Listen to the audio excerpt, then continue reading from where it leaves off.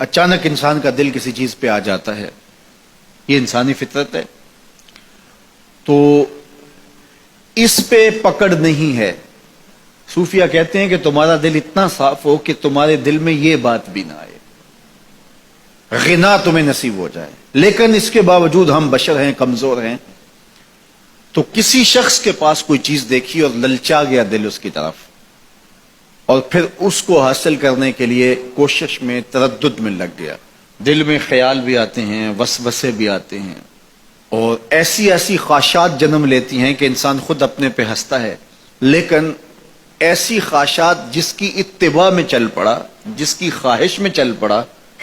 تو یہ ہلاک کر دینے والی چیز ہے۔ آرزو کا پیدا ہو جانا، حتیٰ کہ آرزو تو آرزو رہی، وسوسے کے پیدا ہو جانے پر بھی پکڑ نہیں ہے اگر اس کی اتباع نہ کی جائے۔ صحابہ نے حضور سے عرض کیا، حضور ہمیں ایسے وسوسے آتے ہیں کہ اگر ہم بیان کر دیں تو قتل کر دیے جائیں، اتنا غلیظ خیال بعض اوقات انسان کے دل کی تختی پہ آتا ہے، دماغ کی سکرین پہ ابھرتا ہے۔ تو فرمایا کہ تم کیا کرتے ہو؟ تو انہوں نے کہا کہ ہم اس کو جھٹکنے کی کوشش کرتے ہیں، جب اس طرح کا کوئی خیال آتا ہے تو بندہ اس کو جھٹکتا ہے، دور کرتا ہے، اور بندہ خوف زدہ ہوتا ہے اور اللہ کی پناہ میں آتا ہے، اور اس کی ایک حالت ہوتی ہے۔ تو اس حالت کا انہوں نے ذکر کیا کہ ہم تو پھر یہ کرتے ہیں۔ تو فرمایا کہ ذالک صریح الایمان، یہ تمہارے واضح ایمان کی علامت ہے کہ اس وسوسے کے بعد جو تمہاری طبیعت میں بے چینی اور بیزاری پیدا ہوئی، اور اس کو دھکیلنے کے لیے، اس کو خیال سے ہٹانے کے لیے، اس کو تصورات سے دور کرنے کے لیے جو تم نے کوشش کی، یہ تمہارا ایمان تھا جو کھڑا ہوا، اور تم اس سے بچنے کی کوشش کرتے ہو، تو یہ تمہارے ایمان کی علامت ہے۔ تو خالی وسوسہ اگر کتنا ہی غلیظ کیوں نہ ہو،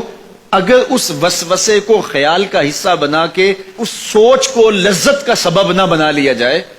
حتیٰ کہ غیر محرم کے اوپر آپ کی نظر پڑ گئی، تو فرمایا النظرۃ الاولی لک والثانیۃ علیک، جو پہلی نظر تجھے حاصل ہوئی تو وہ تیرے لیے ہے، لیکن اگر تو نے نظر کا تتبع کیا اور پھر تیری نظر نے دوبارہ پیچھا کیا تو وہ تیرے اوپر وبال بن جائے گی۔ تو خواہش کا، وسوسے کا، اور کسی ایسی چیز کا دل اور دماغ کی سکرین پہ ابھرنا اور خیال پیدا ہو جانا، یہ کوئی بات نہیں ہے۔ انسانی زندگی کے اندر کتنے ہزار خیالات جو ہے وہ انسان کے دماغ میں جو ہے وہ پیدا ہوتے ہیں، اور پیدا ہو کر کے مٹتے ہیں، پھر نئے پیدا ہوتے ہیں۔ کبھی بھی انسان کا دماغ خالی نہیں رہتا، ہر وقت سوچتا ہے۔ آپ اگر یہ طے کر لیں کہ میں کچھ نہیں سوچنا، تو یہ سوچ رہے ہوں گے کہ میں کچھ نہیں سوچنا۔ یہ کبھی ہو نہیں سکتا کہ آپ کا دماغ ہو اور اس کے اندر جو ہے وہ کوئی خیال نہ چل رہا ہو، ہزاروں لاکھوں خیالات کا ایک ہجوم گزرتا ہے۔ تو انسان کا دل، دماغ اس طرح بھاگتا ہے۔ آپ اچھے لوگوں میں رہیں گے تو خیالات پاکیزہ ہوں گے۔ دیکھیے، آپ گندگی کے ڈھیر سے گزر رہے ہوں گے تو خیالات اسی طرح کے ہوں گے نا، اور اگر پھولوں کی روش سے گزر رہے ہوں گے، صحن چمن سے گزر رہیں گے تو خیال اس طرح کے ہوں گے نا۔ آپ جو ہے وہ کسی بازار سے گزر رہے ہوں گے تو خیال اس طرح کے ہوں گے، اور مدینے کی گلی سے گزر رہے ہوں گے تو پھر خیال اسی طرح کے ہوں گے نا۔ اس وقت آپ کے خیالوں کی دنیا کسی اور جہاں میں آباد ہے، اس لیے کہ آپ رسول اللہ کا فرمان سن رہے ہیں، لیکن اگر